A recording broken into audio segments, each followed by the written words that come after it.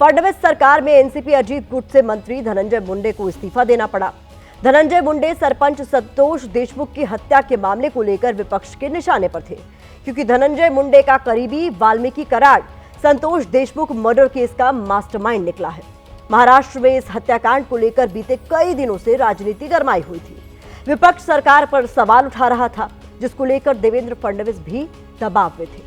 आज मंत्री धनंजय मुंडे का इस्तीफा तो ले लिया गया, लेकिन महाराष्ट्र में इस हत्याकांड के बाद आया राजनीतिक तूफान अभी थमता नजर नहीं आ रहा है।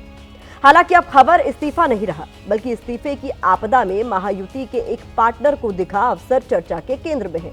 इस्तीफे से एनसीपी अजीत गुट बैकफुट पर है, लेकिन एकनाथ शिंदे के लिए व्यंग में कहा जा रहा है कि आज खुश तो बहुत होंगे एकनाथ शिंदे के लिए इस इस्तीफे में कैसे सियासी मौका है, इसकी पूरी पिक्चर आपको हम दिखाएंगे।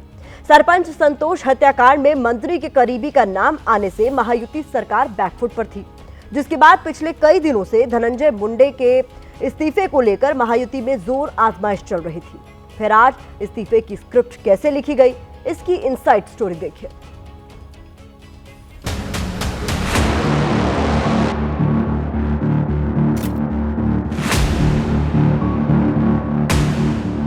बीड़ के सरपंच संतोष देशमुख हत्याकांड ने महाराष्ट्र की ट्रिपल इंजन सरकार को सवालों के कटघरे में खड़ा कर दिया।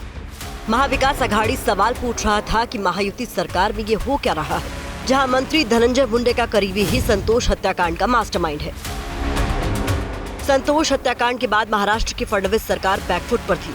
दबाव बढ़ रहा था और इसी दबाव के बीच धनंजय मुंडे के इस्तीफे की स्क्रिप्ट लिखी गई। चूंकि हत्याकांड का मास्टरमाइंड मंत्री धनंजय मुंडे का करीबी है, इसलिए 2 दिन पहले फडणवीस ने कहा था कि धनंजय मुंडे को इस्तीफा दे देना चाहिए। फडणवीस ने धनंजय के इस्तीफे के लिए अजीत पवार से भी बात की थी। इसके बाद फडणवीस ने कहा कि अगर धनंजय इस्तीफा नहीं देंगे तो मुझे राज्यपाल को पत्र लिखकर आपको मंत्रिमंडल से हटाने की कार्रवाई करनी पड़ेगी। इस चेतावनी के बाद माहौल बदल गया, जिसके बाद आज धनंजय मुंडे ने अपना इस्तीफा मुख्यमंत्री को सौंप दिया और मुख्यमंत्री ने धनंजय का इस्तीफा मंजूर कर लिया। आज महाराष्ट्र के मंत्री श्री धनंजय मुंडे, इन्होंने अपने पद का इस्तीफा मुझे सौंपा। मैंने ये इस्तीफा स्वीकृत किया है। हालांकि इस इस्तीफे के पीछे बहुत कुछ ऐसा हुआ है जो बाहर नहीं आया है। सूत्रों के मुताबिक मंत्री धनंजय मुंडे अपने पद से इस्तीफा देने को राजी नहीं थे।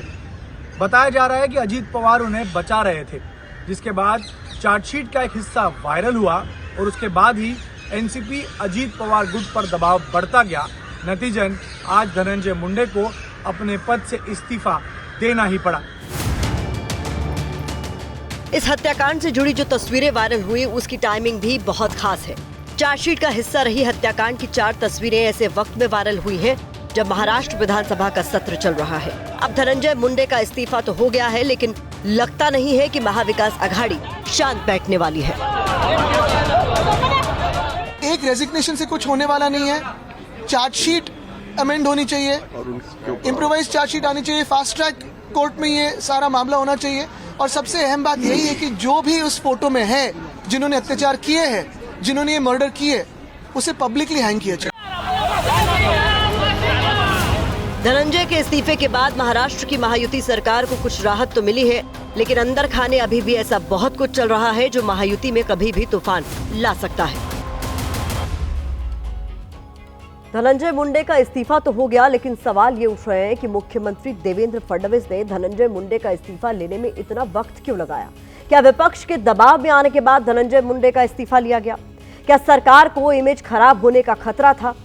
और जब कोई विकल्प नहीं बचा, तब देवेंद्र फडणवीस ने मंत्री का इस्तीफा मांग लिया। अब आपको बताते हैं कि एनसीपी अजीत गुट के मंत्री का इस्तीफा कैसे शिवसेना यानी एकनाथ शिंदे के लिए एक सियासी मौका है। इसको लेकर हमारे सहयोगी गणेश ठाकुर ने अहम जानकारी हमारे साथ शेयर की है।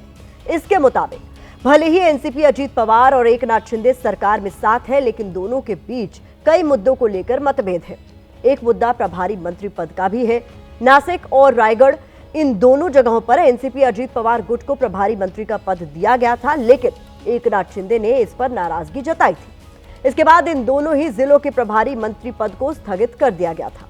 धनंजय के इस्तीफे के बाद अब एकनाथ शिंदे दबाव की राजनीति कर सकते हैं। महायुति के तीनों पार्टनर के बीच नाराजगी की खबरें अक्सर आती रही हैं, लेकिन इस बार मुद्दा धनंजय मुंडे के इस्तीफे को लेकर गरमाया हुआ है, जिस पर जमकर सियासत हो रही है।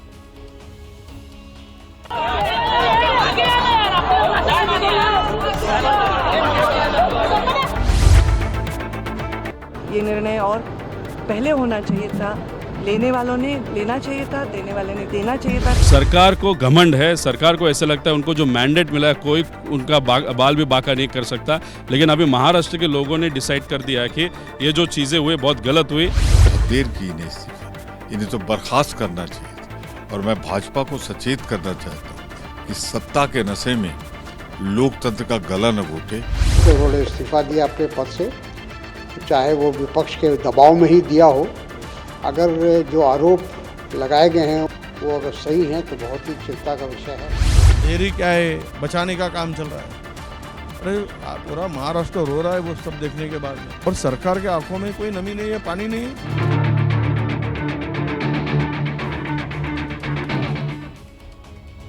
9 दिसंबर 2024 को बीड में सरपंच संतोष देशमुख का पहले अपहरण किया गया और फिर बेरहमी से उनकी हत्या कर दी गई। इस हत्याकांड के बाद से ही संतोष देशमुख का गांव और उनका परिवार न्याय की मांग कर रहा।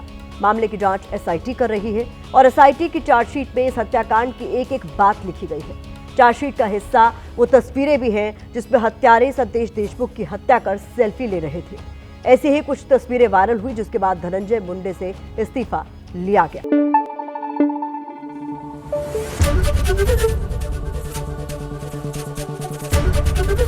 एबीपी न्यूज आपको रखे आगे।